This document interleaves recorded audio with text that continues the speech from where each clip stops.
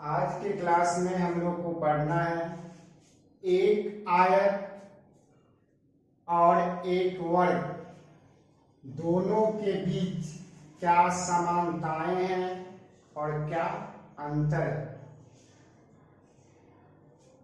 एक आयत और एक वर्ग में समानता तथा अंतर।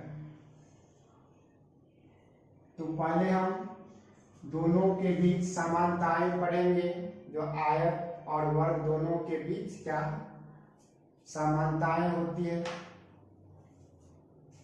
तो आयत और वर्ग दोनों के अंतःकोण समकोण अर्थात 90 डिग्री की होती है।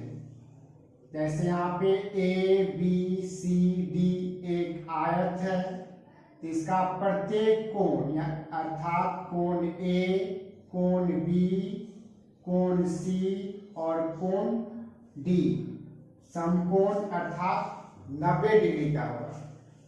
और एक वर्ग ए बी सी डी में भी कोण ए, कोण बी, कोण सी और कोण डी चारों कोण समकोण अर्थात 90 डिग्री का होगा।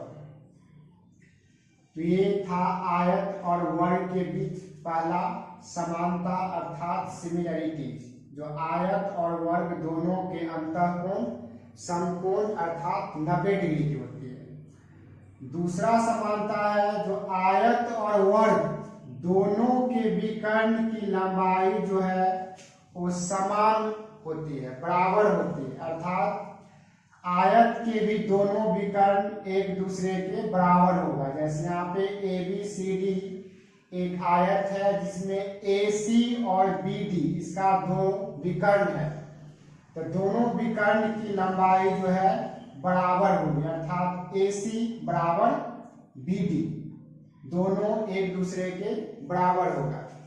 और फिर वर्ग ए बी सी डी में भी इसका दो विकर्ण ए सी और बी डी दोनों एक दूसरे के बराबर होगा। अर्थात हमें ये याद रखना है जो आयत और वर्ग दोनों के विकर्ण की लंबाई जो है वो समान होती है। आयत में आयत का दोनों विकर्ण एक दूसरे के बराबर लंबाई की होगी, समान होगी, और वर्ग में वर्ग के दोनों विकर्ण एक दूसरे के बराबर अर्थात समान लंबाई की होगी। इसके बाद आगे पढ़ना है अंतर, डिफरेंस, जो आयत और वर्ग में क्या अंतर है, एक दूसरे से कैसे अलग है। तो आयत की सम्मुख भुजाएं बराबर होती है, यानी आयत में जो है सम्मुख भुजाएं अर्थात सामने वाली भुजा जो है वो बराबर होती है। जैसे ए डी और बी सी इस आयत का सम्मुख भुजा हो गया, तो ए डी और बी सी बराबर होगा। फिर ए बी और सी डी इसका सम्मुख भुजा है, तो ए बी और सी डी बराबर होगा।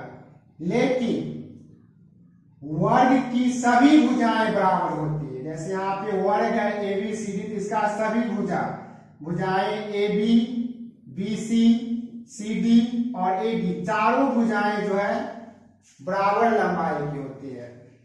तो ये अंतर हो गया, जो आयत की सम्मुख भुजाएं सिर्फ सामने वाली भुजाएं बराबर होती है, चारों भुजाएं बराबर नहीं होती है, लेकिन वर्ग की जो है चारों भुजाएं बराबर होती है। इसके बाद दूसरा अंतर है जो आयत के विकर्ण एक दूसरे को सिर्फ समद्विभाजित करता है।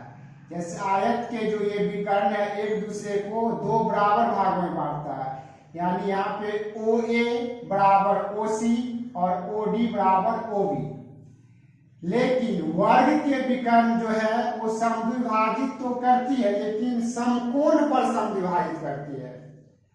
वर्ग के विकर्ण एक दूसरे को समकोण पर समद्विभाजित करती है, यानी यहाँ जिस बिंदु पे वो एक दूसरे को समद्विभाजित करेगी यहाँ पे 90 का कोण बनेगा, समकोण बनेगा।